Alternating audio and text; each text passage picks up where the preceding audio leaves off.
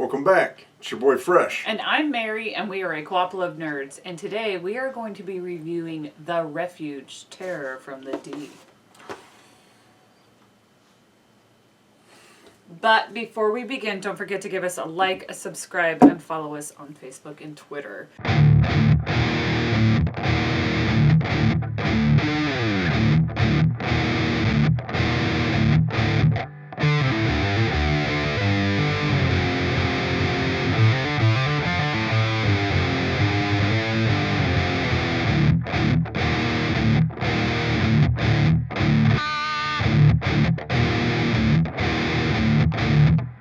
Now let's get into the game review.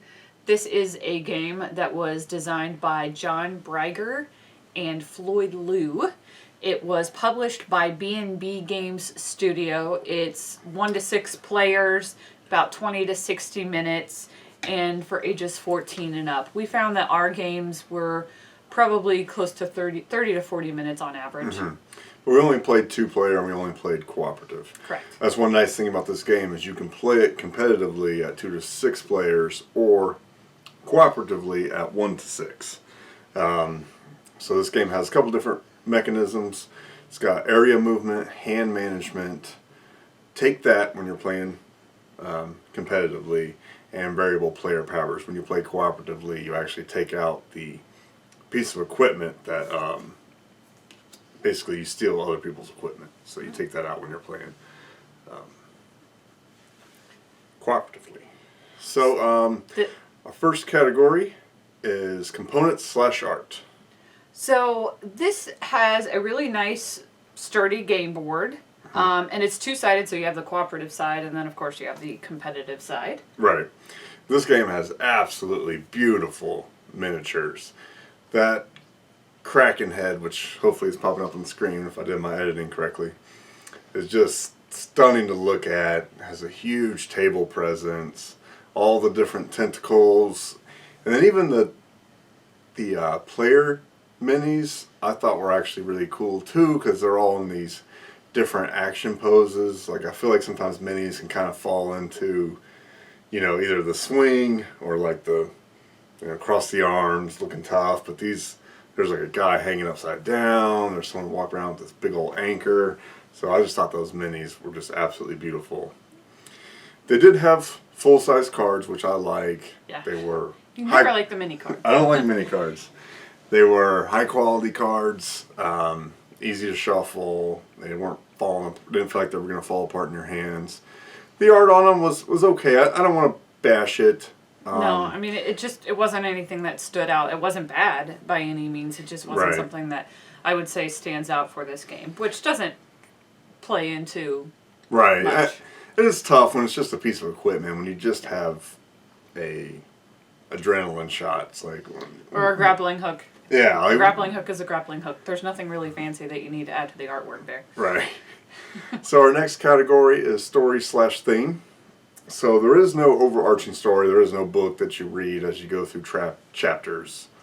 It's just one-time playthrough.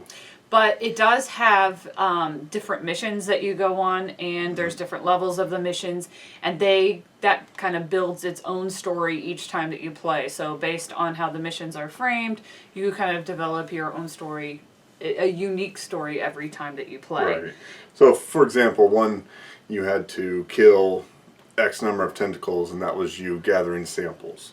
Then you had to get them all lined up in a row, which is you conducting experiments. And then you have to escape to the submarine. So it's... Yeah, you have to escape the Kraken. It'll kind of build on itself. Now, so there's 1, 2, and 3 level missions and a 4th mission. That's a spoiler alert. I won't tell you what it is, but there is a secret 4th mission in the game. And the theme comes through when in each of these missions as you're playing it, like he said, where you play the different missions where you're performing experiments, and then of course the final mission usually is geared towards trying to get out and get away from the Kraken so that you can survive, escaping. Right. So our last category is gameplay. This game is really nice because it's easy to pick up and play. We learned it very quickly, and repeatability with that was great. We didn't really have any issues being able to just pick it right up and play it. Right. The one caveat to that is the objective cards and the cooperative story. There were a couple that I felt like could have used a better explanation in the rule book. I understand you don't want to cram a whole bunch of words and explanation onto a little card, especially when it'll have 3 or 4 different steps you need to complete the mission. But I do feel like they could have had a reference sheet in the back of the rule book saying, hey, this is what we mean for this mission. Because there was a card that we actually looked up.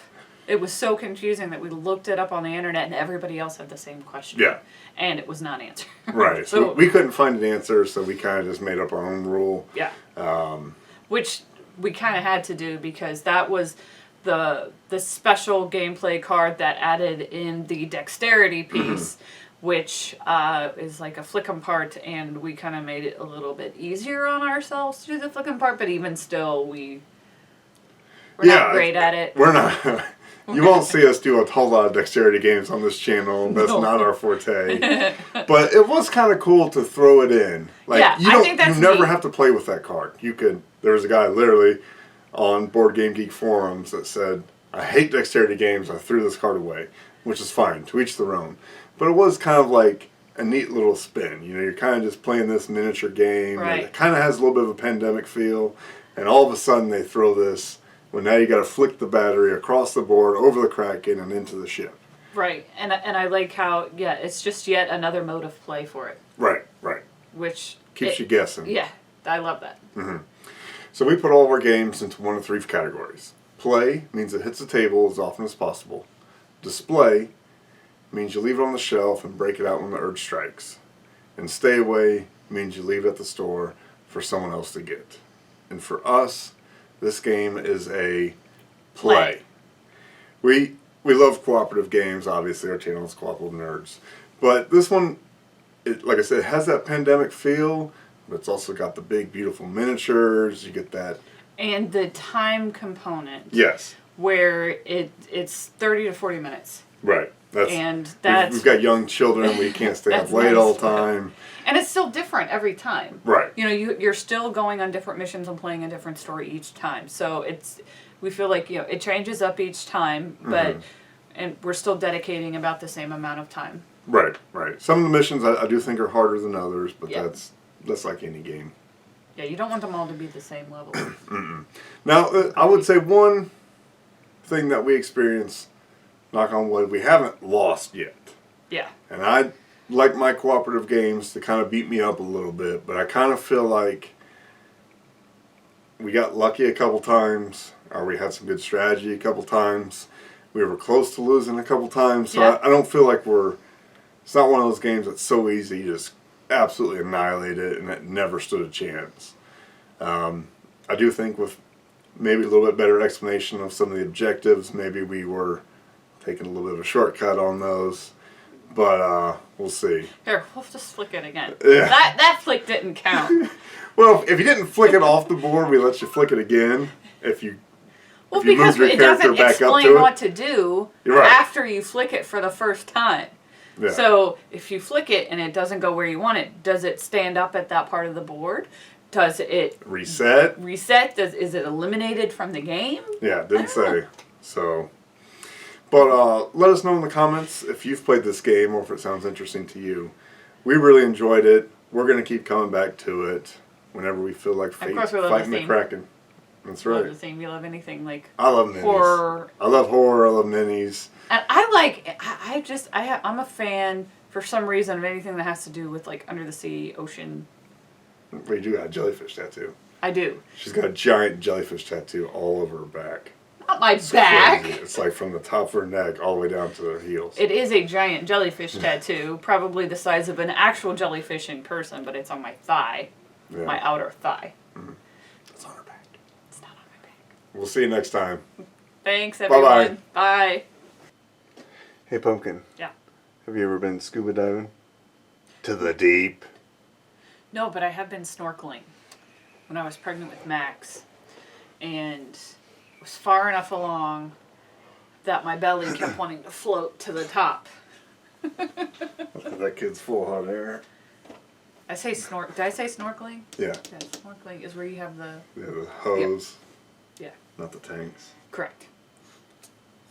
Barstool Sports, pink lemonade vodka, hit me up. Yeah, if you need me to move out of the way so you're not doing this uncomfortable thing with your hand, I can move out of the way. I think I'll manage. It looks uncomfortable.